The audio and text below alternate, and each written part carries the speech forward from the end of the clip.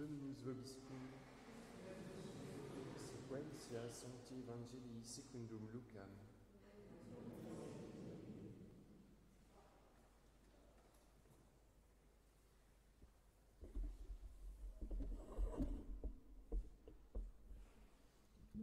En ce temps-là, Jésus dit aux foules, « Si quelqu'un vient à moi, sans haïr son père, sa mère, sa femme, ses enfants, ses frères, ses sœurs et jusqu'à sa propre vie, il ne peut être mon disciple. Quiconque ne porte pas sa croix et ne marche pas à ma suite ne peut être mon disciple. Qui de vous, en effet, s'il veut bâtir une tour, ne s'assied d'abord pour calculer la dépense et savoir s'il a de quoi aller jusqu'au bout? Autrement, s'il a posé les fondations et n'est pas capable d'achever, tous ceux qui le verront se mettront à le ridiculiser en disant « Voici un homme qui a commencé de bâtir et qui n'a pas pu achever. » Ou encore, quel est le roi qui, partant en guerre contre un autre roi, ne s'assied d'abord pour juger s'il est capable, avec 10 000 hommes, de s'opposer à celui qui vient à sa rencontre avec 20 000. Sinon, pendant que celui-ci est encore loin, il lui envoie une ambassade pour négocier la paix. Semblablement, quiconque parmi vous ne renonce pas à tous ses biens ne peut pas être mon disciple. C'est une bonne chose que le sel. Mais si le sel aussi devient fade, avec quoi va-t-on l'assaisonner? Il n'est bon ni pour la terre, ni pour le fumier, on le jette dehors. Celui qui a des oreilles pour entendre, qu'il entende.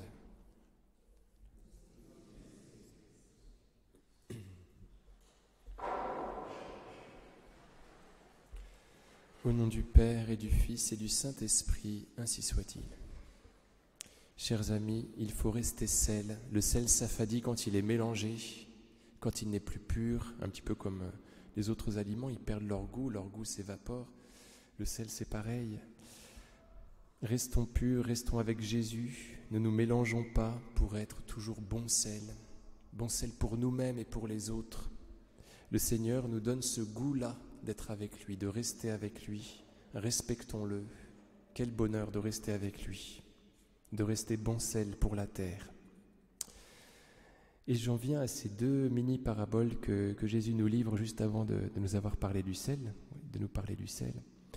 Donc il parle de ce bâtisseur de tours qui pourrait très bien avoir entrepris cette construction sans avoir regardé s'il est capable d'arriver jusqu'au bout de cette construction. Voilà. Il pourrait très bien être ridiculisé si jamais il ne peut pas aller jusqu'au bout. Et puis juste après, il parle de ce roi qui va en guerre contre un autre roi et qui ne prend pas soin de voir s'il a assez de fantassins pour combattre à ses côtés. Et Jésus de conclure très curieusement de cette façon. Semblablement, quiconque parmi vous ne renonce pas à tous ses biens ne peut pas être mon disciple. Jésus vient de donner deux petites paraboles où il est question d'avoir. Voilà, ce bâtisseur de tours doit avoir assez de briques et puis ce chef d'armée doit avoir assez d'hommes. Et Jésus dit, semblablement, celui qui ne renonce pas à tous ses biens ne peut pas être mon disciple. Comme si il était équivalent pour Jésus que cette pauvreté qu'il nous prêche était la même chose que d'avoir beaucoup. De même qu'un général doit regarder s'il a assez de force, regarde si tu es assez faible pour pouvoir me suivre. Regarde voir si par hasard tu n'as pas un petit peu trop pour que je puisse t'emplir tel que je le voudrais. Vous voyez comment Jésus définit la suite de lui. Et après on comprend ce qu'il dit par rapport au sel. Pas de mélange.